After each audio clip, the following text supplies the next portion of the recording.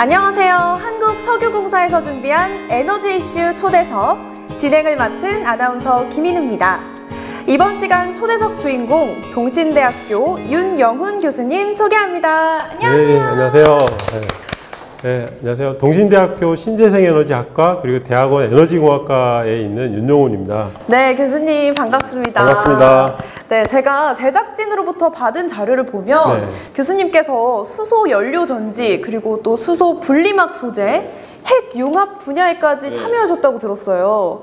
얼핏 단어만 들어도 이 에너지 분야의 어마어마한 전문가 같으신데 맞나요? 네, 어마어마한기까지는 아니지만 에너지 분야에 대해서 한 전문가 한다고 나름 자부하고 있습니다. 네, 그럼 에너지 분야의 전문가 윤영훈 교수님과 오늘 어떤 주제에 대해서 이야기할까요?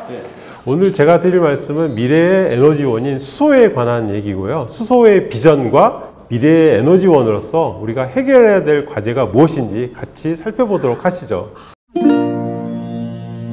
제가 몇 년 전에 이 중국에서 헬륨 대신에 값싼 수소를 넣어서 불길이 닿자마자 폭발했다는 그런 뉴스를 본 적이 굉장히 위험하죠. 네, 이런 걸 보면 이 수소는 확실히 폭발력도 있고 좀 에너지원이 맞긴 한가 봐요. 네, 어찌 보면 위험한 기체이기도 한데요. 저희가 관리를 잘하면 이게 미래의 중요한 에너지원이 될 수 있을 것 같습니다. 네, 그럴 것 같네요. 네. 그럼 제가 궁금한 게 하나 더 있는데요. 이 국내에서는 이 수소를 활용한 사업이 뭐가 있나요? 네, 수소는 이미 연료전지의 연료로 많이 사용이 되고 있고요. 수소는 반도체 웨이퍼 표면 처리, 그리고 정유산업에서는 고품질의 기름을 만드는데도 수소가 이미 사용되고 있습니다. 그리고 비료 생산하는데 암모니아를 저희가 만드는데 그런 부분에도 이제 사용이 되고 있고요. 수소 경제는 나무, 장작, 석탄, 천연가스를 저희가 써왔는데 거기에도 수소가 들어가 있기 때문에 이미 저희가 수소 경제를 살고 있습니다. 하지만 이제 수소를 사용하게 되면 진정한 수소 경제 시대에 이제 진입한다고 볼 수 있겠습니다. 그렇군요. 그러면 이 수소를 전기로 만드는 가장 효과적인 방법은 뭔가요? 네, 지금 그 수소 연료전지라고 해서 수소 기체를 공급해서 전기를 만드는 전기화학적인 그런 장치가 있고요. 그리고 발전소에서 수소 혼소 발전, 그리고 수소 터빈 등이 있는데 그런 것들이 이제 전기를 만들 수 있는 방법이 되겠습니다. 근데 교수님, 제가 답변을 좀 듣다 보니까 처음 듣는 단어가 있는데 수소 혼소 발전은 뭔가요? 수소 혼소 발전이라는 거는 이제 발전소에서 석탄화력 발전소에서는 이산화탄소 배출을 줄이기 위해서 암모니아를 같이 혼소하면 그 이산화탄소 배출을 줄일 수 있고요. 그리고 천연가스 발전에서는 수소를 공급해서 혼소하면 역시 이산화탄소 배출을 줄일 수 있어서 앞으로 발전사들이 청정 발전을 위해서 그 혼소 발전을 도입을 할 것입니다. 이산화탄소 배출량과 관련이 있었군요. 네, 그렇습니다. 그러면 이 수소로 모든 에너지를 바꾸면 되는 거 아닌가요? 네, 그렇게 만만한 일은 아닌 것 같고요. 수소를 대량 생산하고 운송하고 공급하는 측면에서 해결해야 될 문제가 많이 있습니다.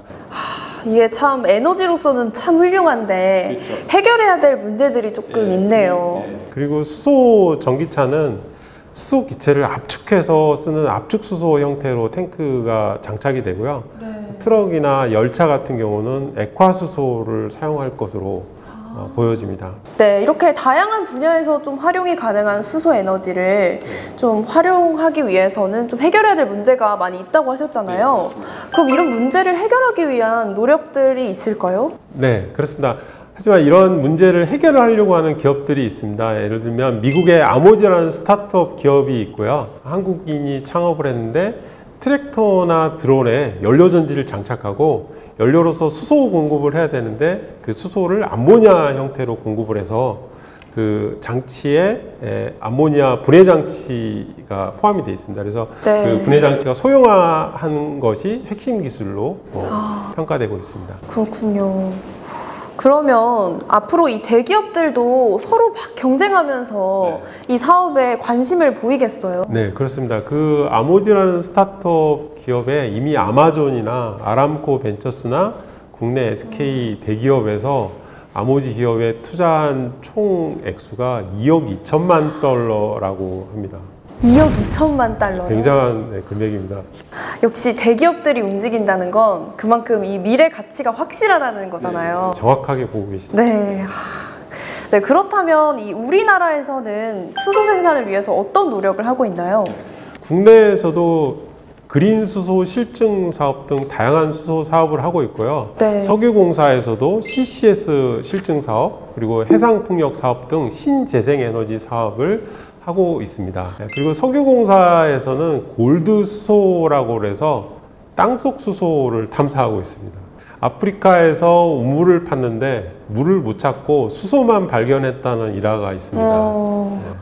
그리고 트르키에서도 키메라산의 바이틈에서 2500년간 불꽃이 꺼지지 않는 불구멍의 존재로 유명한데요. 천연가스에 수소가 10% 정도 섞여 있다고 알려져 있습니다. 2500년이요? 네, 그렇습니다. 그 정도면 거의 석유를 대체할 수준의 매장 가능성도 있다는 네. 말 아닌가요? 네, 미국 지질조사국에서 2022년 미국 지질학회 연례회의에서 석유 산업에 적용한 모델을 이용해서 추정을 했는데요. 네. 지구 지각에는 수조 톤의 수소가 있을 수 있다. 그리고 그 중에 10%만 사용을 해도 현재 소비량을 전제로 했을 때 수천 년 동안 사용할 수 있다고 발표를 한 바 있습니다. 와, 진짜 엄청나네요. 네, 맞습니다. 석유공사에서 하고 있는 이 땅속 수소 탐사도 꼭 좋은 결과가 있었으면 좋겠습니다. 네, 네, 교수님, 그러면 마지막으로 교수님께서 전망하는 수소 에너지 시대 어떤가요? 네. 글로벌 경제가 수소에 주목하고 있고요. 그래서 탄소 중립, 넷제로 등 이산화탄소 배출을 저감을 하기 위해서 수소를 도입하고 있습니다. 자, 미국의 청정 경쟁 법안이나 유럽의 탄소 국경 제도 등 이런 제도들이 시행되고 있기 때문에 기업들이 재생에너지 그리고 수소에너지를 도입해야 되는 상황입니다. 그 세계 최대 자산 운용사인 미국 블랙록이 네. 이산화탄소 배출 저감을 하지 않는 기업들에 대해서는 투자를 중단할 수 있다 경고하고 있습니다.